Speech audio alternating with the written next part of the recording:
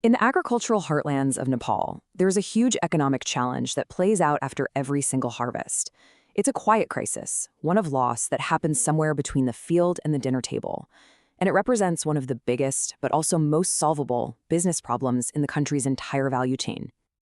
So what's the number we're talking about? 30%. Now, to really let that sink in, for every 10 tons of produce a farmer grows, 3 tons are lost. They spoil, they get damaged, or they just can't find a buyer. This isn't just wasted food, this is lost revenue, wasted resources, and a direct hit to a farmer's ability to make a living. And this quote, well, it shows you the human cost behind that number. This isn't some theoretical loss you see on a spreadsheet. It is the very real, tangible desperation of watching months of hard work get thrown away because the system itself has failed.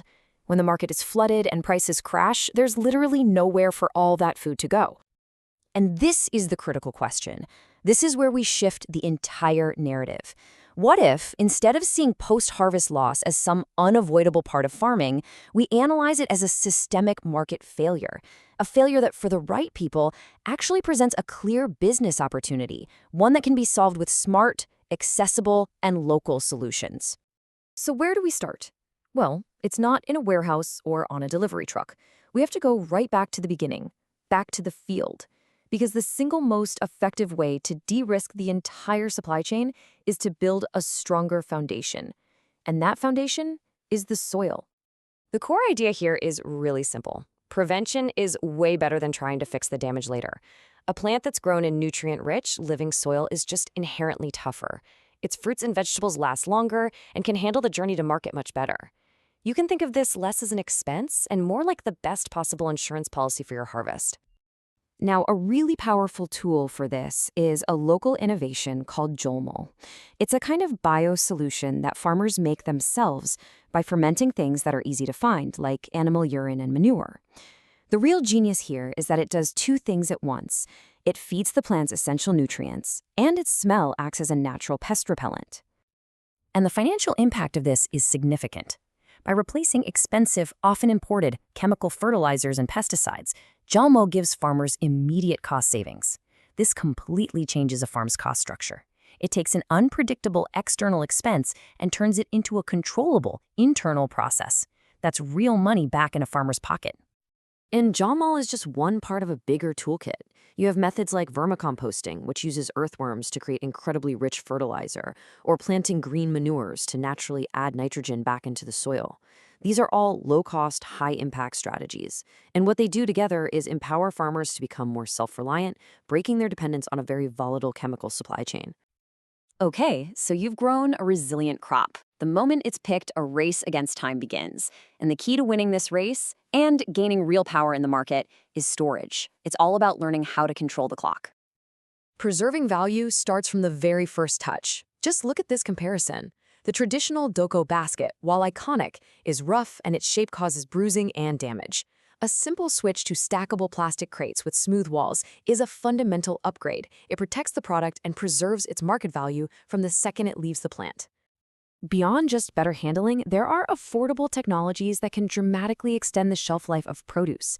Zero-energy cool chambers, for instance, use the simple principle of evaporative cooling to create a cool, humid space without any electricity. For grains, you have hermetic bags that create an oxygen-free environment, which suffocates pests.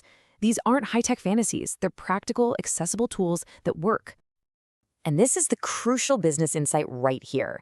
Storage fundamentally changes the economic nature of the harvest.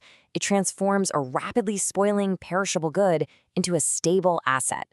And what does that give the farmer? Leverage. They're no longer a price taker, forced to sell when everyone else is selling and prices are at their lowest. They can now wait. They can choose when to sell. But what about the produce that's maybe a little misshapen or bruised or is just part of a market surplus? Well, the next strategy is to stop seeing it as waste and start seeing it as raw material for brand new products. This is a classic value-add diversification play. Let's take gundruk, for example, a beloved part of Nepali cuisine. This product was born from the need to preserve leafy greens. The process is really straightforward. You wilt the greens, you ferment them, and then you dry them.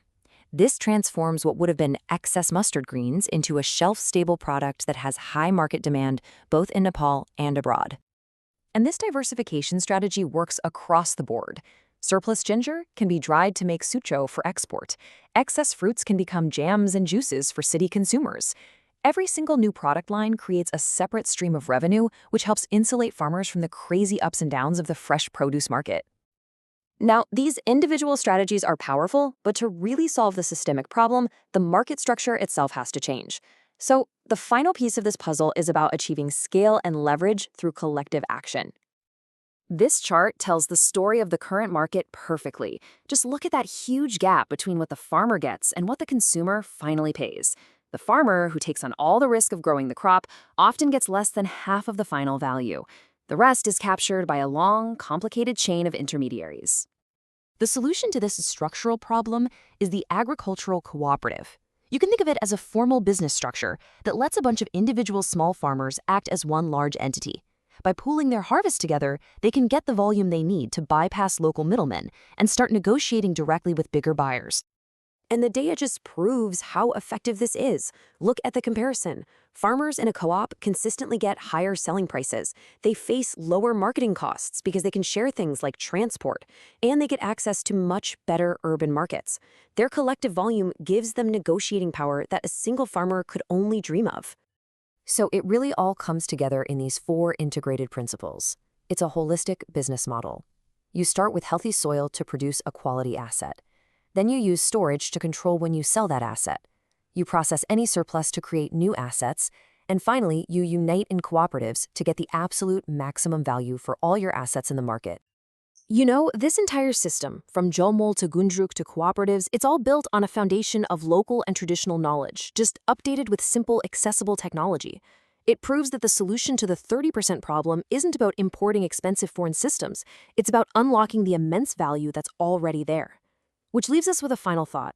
What other powerful multi-million-dollar business models are just waiting to be discovered, hidden in plain sight?